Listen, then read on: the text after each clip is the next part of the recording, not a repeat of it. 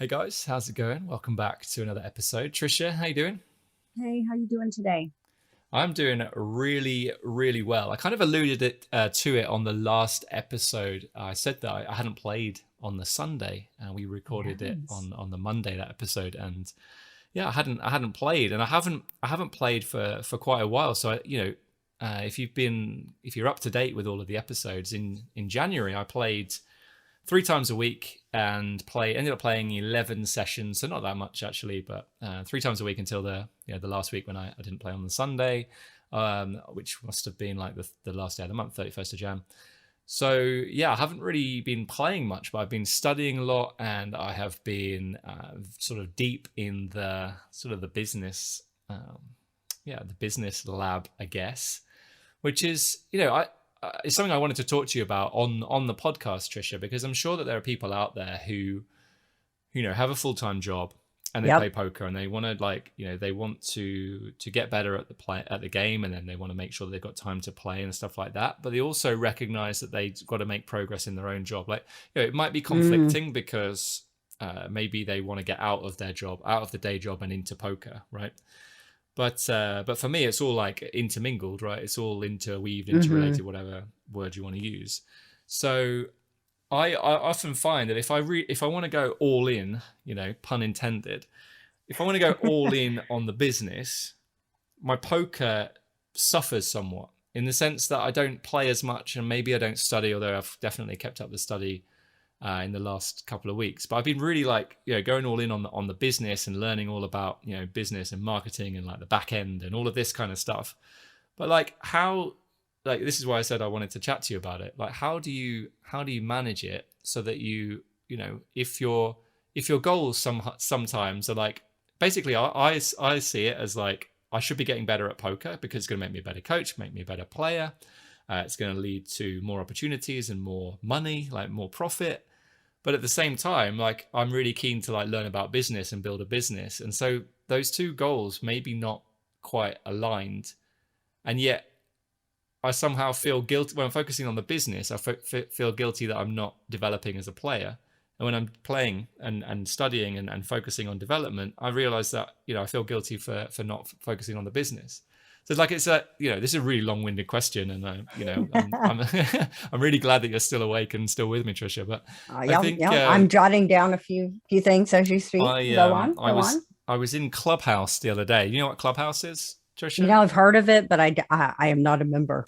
So I So, I am in Clubhouse, and I was in one of the rooms, and someone was talking, and they were talking about and I can't even say it, entrepreneurship guilt, right? Which is basically the idea that when you're working on the business, you feel guilty for not spending time with your girlfriend, your wife, your boyfriend, your family, your kids, whatever.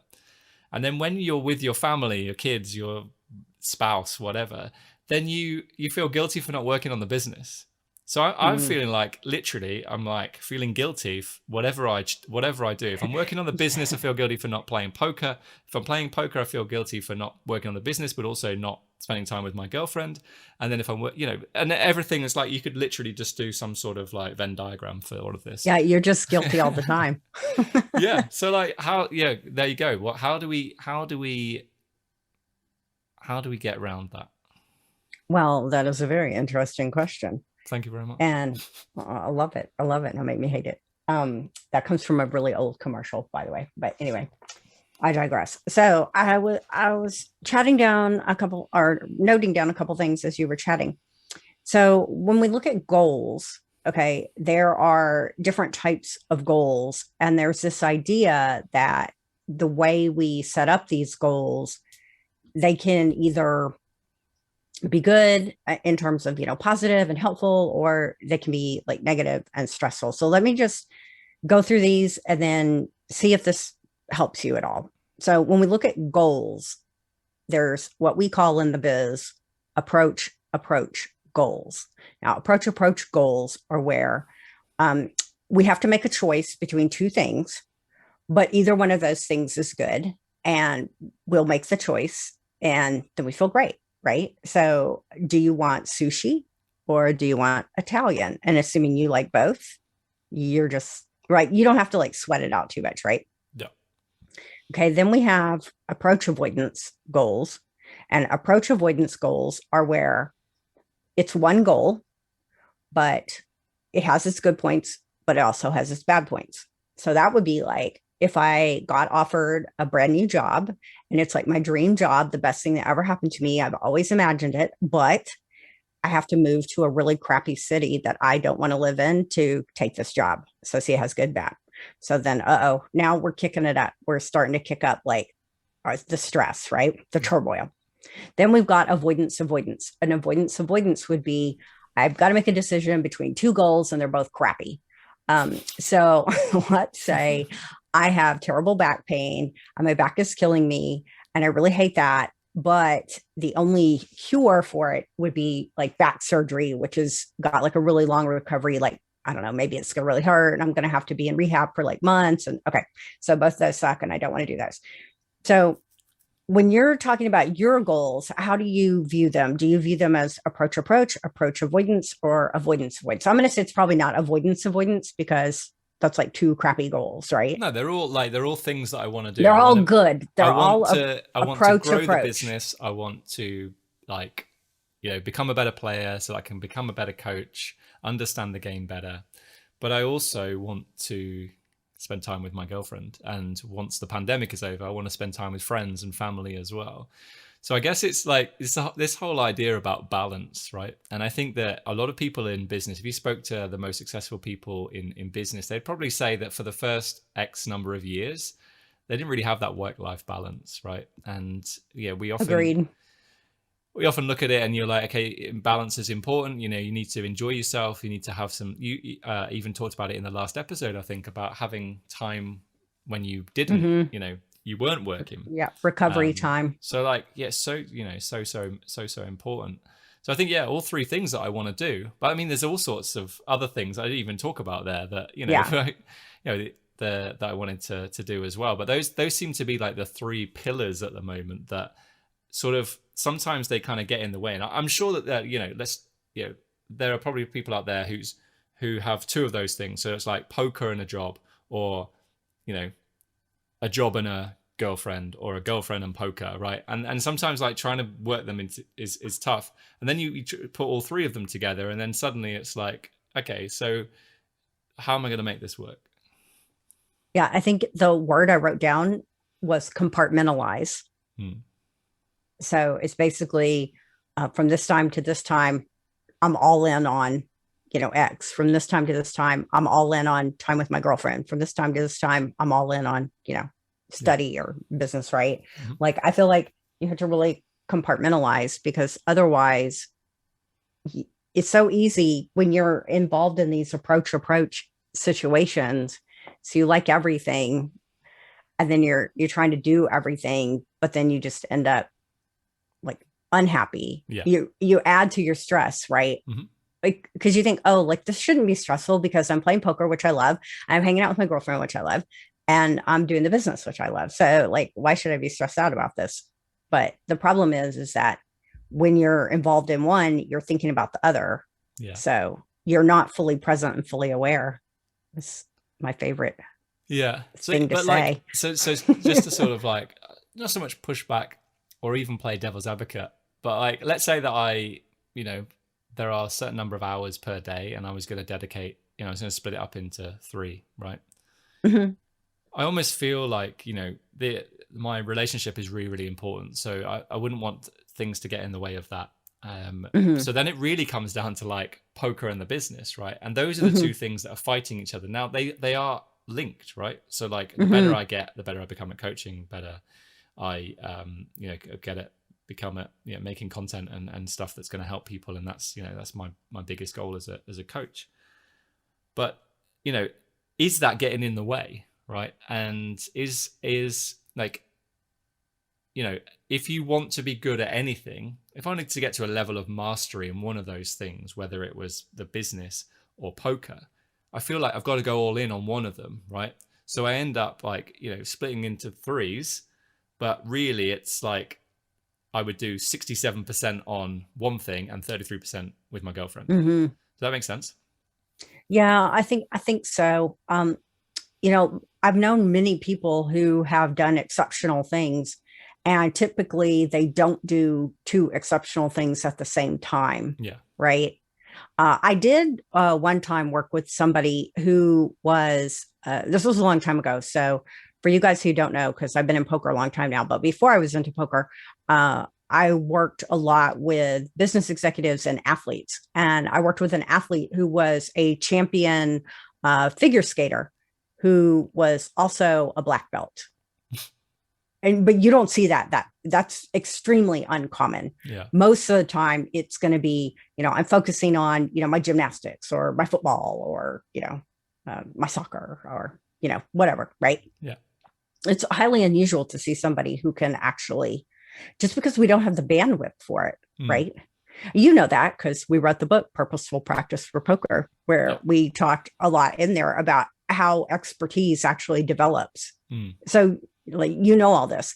I think the rub is that it's one thing to know it and it's another thing to actually put it into practice, right? Yeah.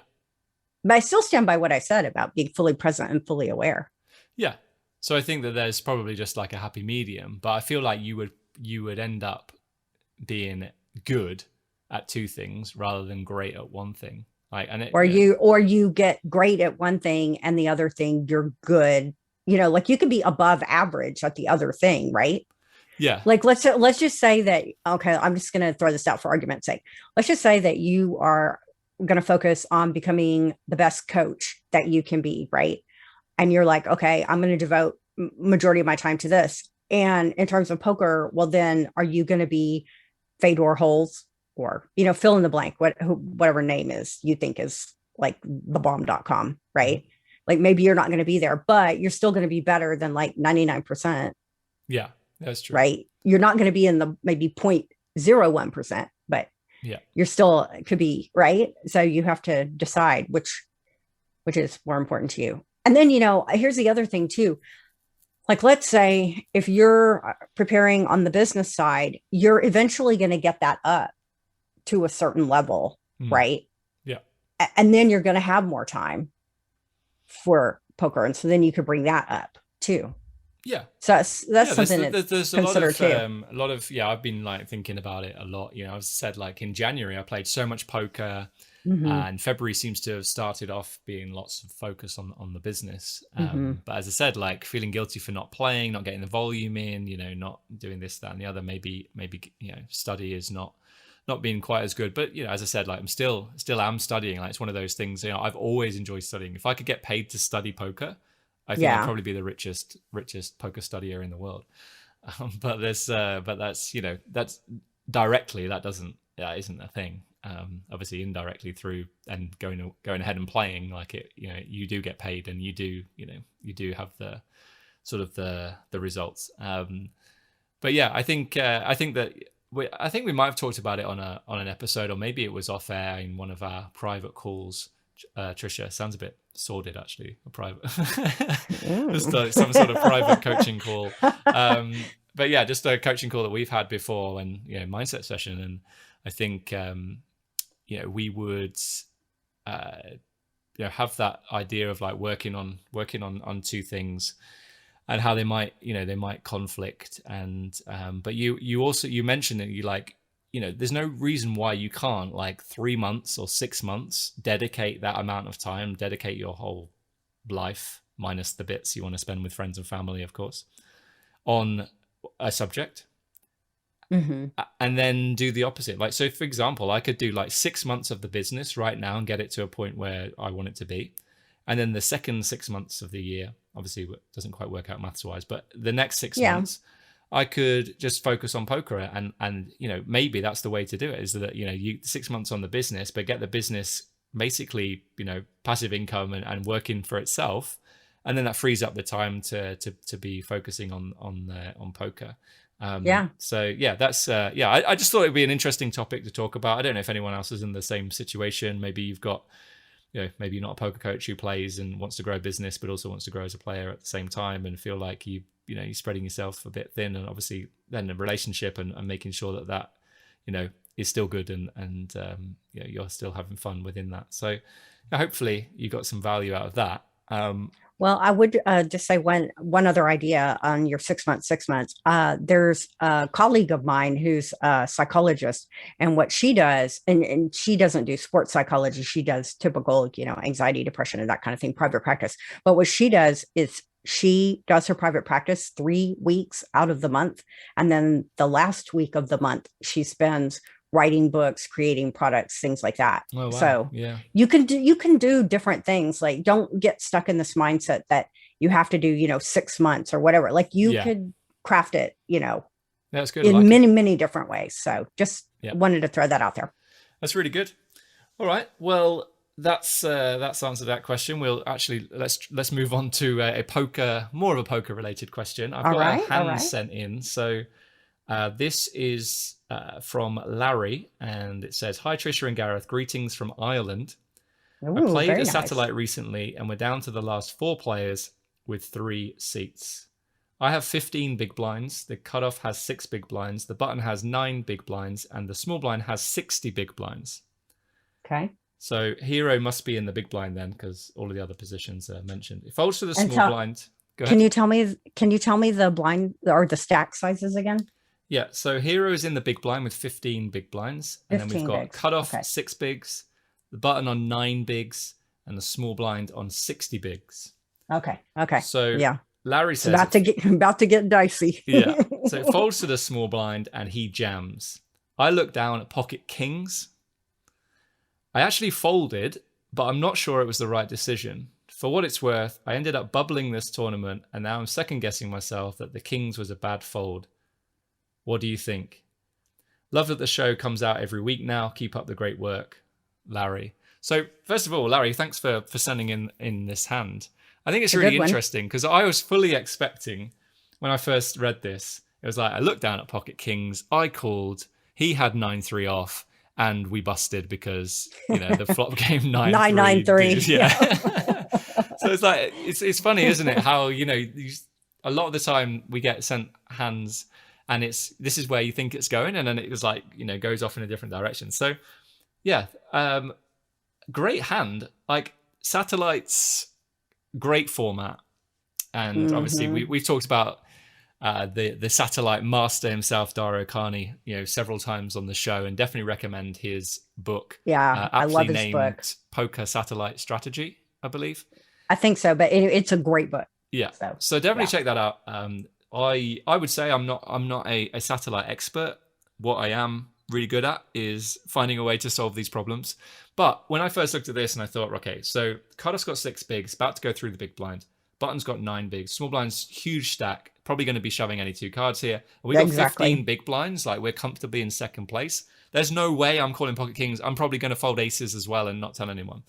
So then I thought, okay, let's just run this though, because I want to be sure. Let's do, because I'm very curious about this, because my inclination as someone, I wouldn't say I'm a satellite specialist, but I have satellited into a lot of events, and my inclination would be to fold the king. So I really want to hear what the solver has to say. So I ran it in Hold'em Resources Calculator. Definitely recommend HRC for things like this. Although, having said that, I am moving more from HRC to simple preflop Hold'em that can understand post-flop. So the reason why I mentioned that is because I do think there's a limitation with HRC in that it doesn't understand post-flop equity realization.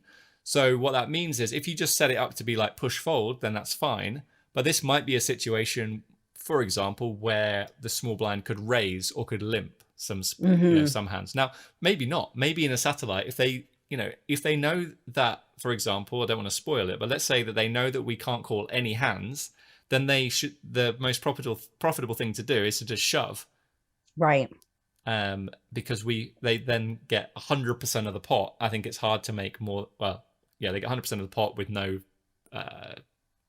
what's the word? Like, no threat at like losing chips in this pot by limping or raising or doing anything else. So there might just be like, if we ran it in simple preflop Hold'em, it might say like, don't limp, don't raise. It is just jam. You jam aces, you jam kings. Because I think the argument here is, let me tell you the result, and then tell you an argument that people might say, okay, I think you should call kings here. So the solver says that the small blind can shove any 2, which is what we assume, right? And the big blind can call nothing, has to fold aces. So the people might argue, yeah, but he's not shoving the top of his range, right? He's not shoving the top. That means that we can then call more, right? Now, whether or not that's true, I mean, I don't think it is true, because I actually think this is a spot where the small blind should shove aces, because it's going to make the most money. Like, the small blind doesn't, small blind knows if they shove and you're going to play correctly, you're going to fold everything. Yeah, you're so folding they get everything. Risk-free, right. whatever it is, 2.5 bigs or 2 and a bit bigs. So I think that's, I think it's a really, really interesting spot. And I think a lot of the time when we get sent hands, this is why I alluded to earlier, that we get sent hands and it's like people lose and then they're like, oh, I've made the wrong decision. Here, it's like the loss came a bit further on, right? And they're suddenly like second guessing. So Larry's second guessing himself here that he made the wrong choice to fold here. Like, he could have called and then he would have had like 30 bigs and there was even less chance of him busting. But yeah, I think it's a good fold. Like, the solver agrees that you should be folding everything here. And I mean, I don't know what happened in the, there's no other hand history that's come through. So we don't know, like, maybe there were some mistakes, like maybe small blind, one of the small stacks shoved and you called it off with a hand that you shouldn't have done. And then suddenly you're 3 of 4 and then you do that again and against the guy in second. And then all of a sudden you're out in fourth. Like, that's probably exactly what happened. But we don't know, like, it could have been, like, there is a chance that being in this situation, having 15 bigs, you didn't do anything wrong. It was just your time to bubble, right? And I think that's what can be really hard for some people to get their heads around. Like, I'm second in chips. There's no way I don't cash. Like, there's no way I don't get a ticket or get a seat in this satellite. But like, sometimes, I've played on final table, like, forget about satellites for a minute. I've played on final tables where literally the short stack is all in and doubles every time. And you're like 3 of 9, 4 of 9, 5 of 9. And then suddenly you're like, oh no, I'm 8 of 9. Oh no, and now I'm 8 of 8. I shove, get called, lose. I'm like, wow, how did, like, what? It happens. Like, that can happen. And like, you might not have done anything wrong.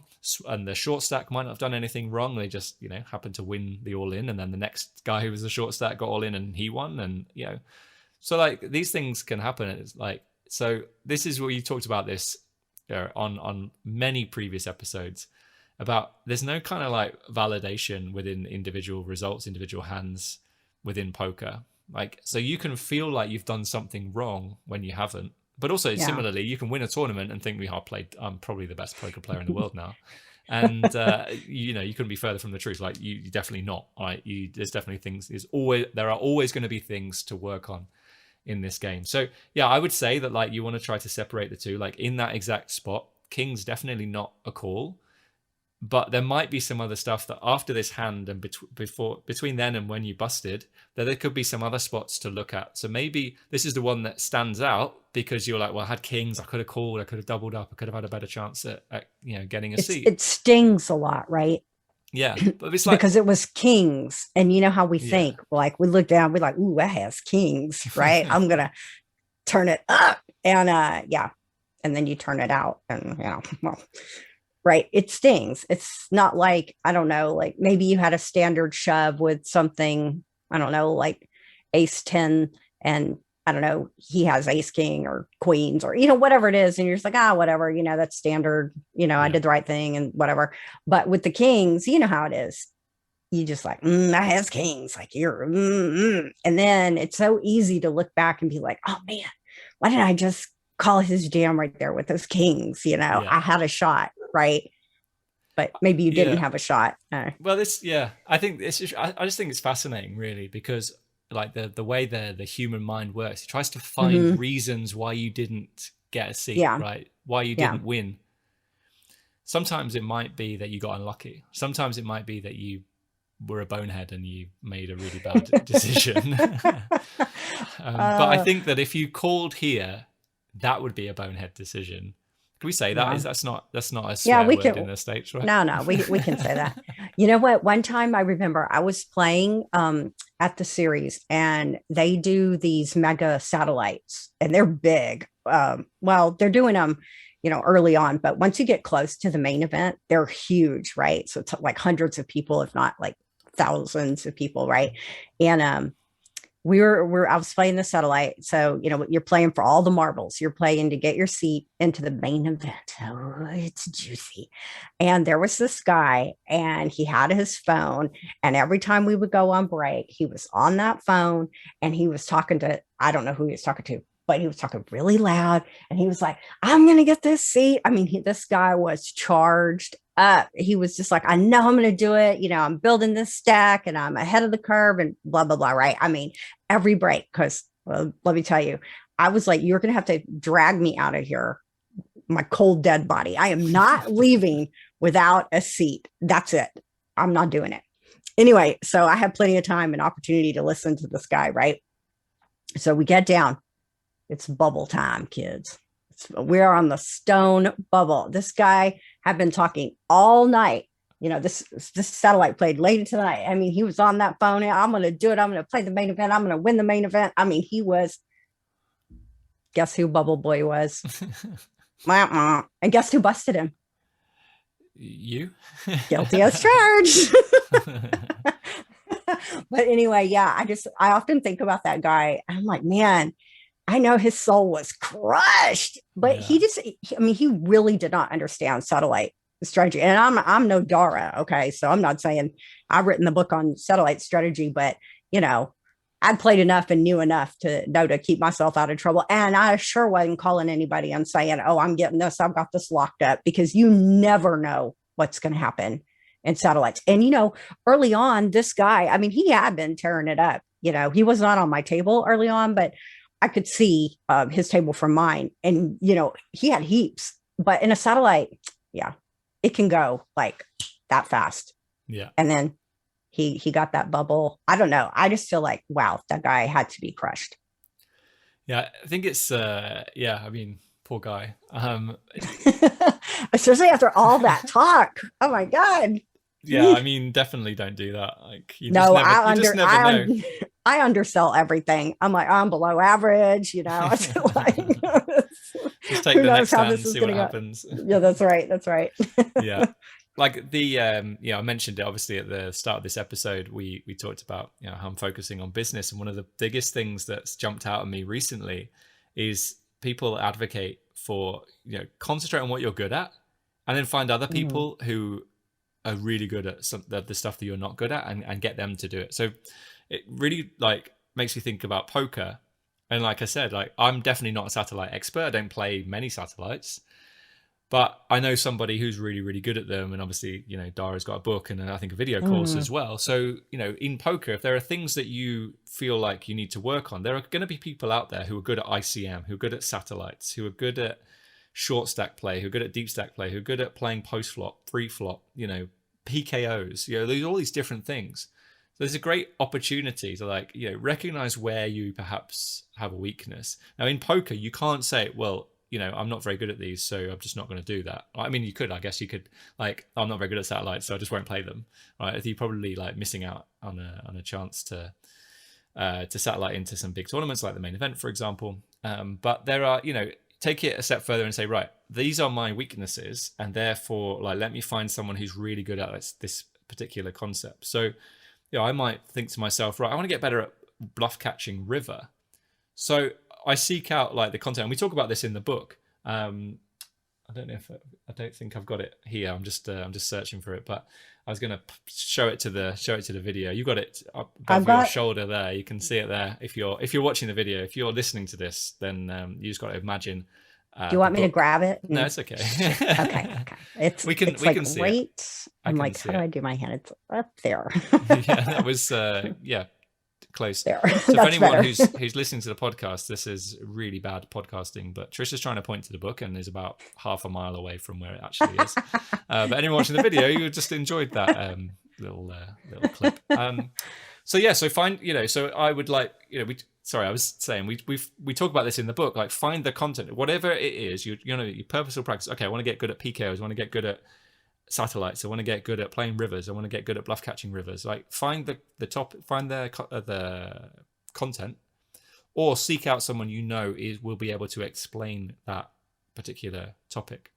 So I think that as the more and more, yeah, like I'm trying to link it to what I've learned within business, but like I almost think that when you're a poker player, if you can have a coach that can teach you all of these different things, and they're going to be experts on all of these different areas, that you should probably invest in the expert. So like if you want to invest in your mindset, then definitely go to TRICIA, right? So, but like, right. you know, within poker, like within cash games or tournaments or other kinds of, I don't know what other variants there would be, heads up or sit and goes, Heads right? up, You know, yeah. things like that. Heads up cash, heads up sit and goes, heads up, you know, whatever. Then there's lots of, there are experts out there. And I think that, you know, if you want to get really good at satellites, then Dara is your man. And I think this potentially the way that poker learning might go is that, you know, we have courses on particular areas, and they exist already, like the courses on PKOs and books on PKOs and satellites and post flop. There, you know, I don't think there's a book out there on like river bluff catching, but maybe there's an I don't think opportunity so. for me to not necessarily write it, because I feel like I want to learn some more about that, because, you know, no one ever bluffs and we should just overfold rivers. But I'm kind of saying this tongue in cheek. This is gonna be a short book. Yeah, can you imagine like 200 pages and use like the first book, and then there's like 197 pages of blank. Nothing. But yeah, I think it's an interesting idea that we can take into different parts of our lives. So like, you know, I'm sure somebody said that in America, like you have like a nutritional coach, you have a life coach, you have a mindset coach, you have a health, you know, a health professional, like we call them a doctor. It's your trainer. Yeah. We have like personal trainer and all of these different things.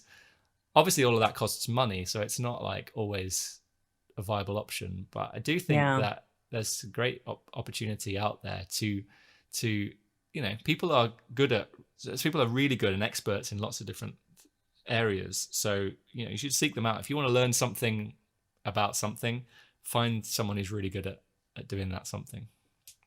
But I would say good for Larry, because I feel like there's so many people who just would not fold the kings there. So the fact that he did the right thing, you know, he's way ahead of a lot of people. Oh, absolutely. Yeah. So that was really good. That was really good. Yeah. And that's what made me like almost laugh. Like when we said, I actually folded, but I'm not sure it was the right decision. Okay. So it could have ended there. Like, but then it was the whole idea. It's almost like the mindset thing, like searching for the reason why you didn't get that seat in that moment. Like, you know, and like we said, like there could have been other hands that you played wrong, or you could have just got super unlucky. Like it is like, it's always, almost makes me think like there's a friend of mine, and he was like, so you've got a big stack in, I don't know, the marathon or something like that. I was like, you know, one of 200, right? He's like, so you got a stack. Good luck, good luck. I'm like, thanks. Right. And then like 20 minutes later, I'll be out. Yeah, I already knew where this was going. And he messaged me saying, what happened? I was like, well, I got kings in against aces against the guy who was second in chips on my table. And then I got in ace king against queens against the guy who covered me as well. And then I was out. Like that was it. Yeah, literally, that was it. Right. There was like two callers. Usually there's like just nothing to it, right? It's just like but like you know, this is a good friend of mine, played poker very long time, really good player. And yet like something must have gone wrong, right? Something must have happened. I mean, it did, like results wise, like I had two callers and I came out on the wrong side in both of them, and then that meant I was out. But it was almost like the way he asked it, and maybe it was, you know, maybe I was getting defensive, I don't know. But like the way he asked it was like, I must have done something wrong. And sometimes in poker, that's not true. Like you play well and you don't get the result you want. And that's why we always talk about focus on what you can control, and make sure that you're not just like, oh, well, I, you know, just ran really badly, just had a couple of callers, and that's why I didn't win this tournament. Well, probably not. Like there's always things you can learn, always spots to improve. Yeah, I just think we have this idea in our minds, you know, like once we build up that big stack, like I had a friend of mine was playing one of the events, and I can't remember which one. It might have been the marathon, the monster. It was one of those, right? He built up a humongous stack. Like his stack was so big, like you could barely see his eyes over it. And he was on a table that was barely close to mine, you know, because we had run pretty deep. And so like I could see, and man, did I have that chip envy. I was like, oh man, I wish I had a stack like that. And then, you know, the next thing I know, he's busto. Yeah. And I'm like, what happened? But it's kind of like you said, right? It doesn't mean he did anything wrong. Like he has kings, they have aces, or whatever. He has ace king, they have queens, or vice versa, and whatever. And just in a handful of hands, he's out. He didn't do anything wrong. But like when you're looking at it from the outside, of course, I was like, oh my God, look at his chip stack. God, I wish I had all those, what I could do with those chips, right? Yeah. Like that's just how the mind works. But he's a good player. I know him to be a very good player. So I'm sure he didn't just like donk it off or anything like that. I think you've told me this story before, so I know who it is. Yeah. But yeah, it's it's so true. I think maybe it's because, like, for example, in sport, like when players make a mistake, it tends to lead to bad things happening. Mm-hmm. Like, for example, I watched a football match yesterday between Liverpool and Manchester City, and the goalkeeper made 2 mistakes, and it led to 2 goals. This was the Liverpool goalkeeper called Allison, but is a guy. That's his name. And he made 2 mistakes, and it led to 2 goals for Manchester City. And I think that, in sport, we say, okay, mistakes, and especially if it's the last, the goalkeeper, it tends to, their mistakes are sort of amplified because they tend to lead to goals, which is a bad thing because you don't want to concede goals in football/soccer for our American listeners.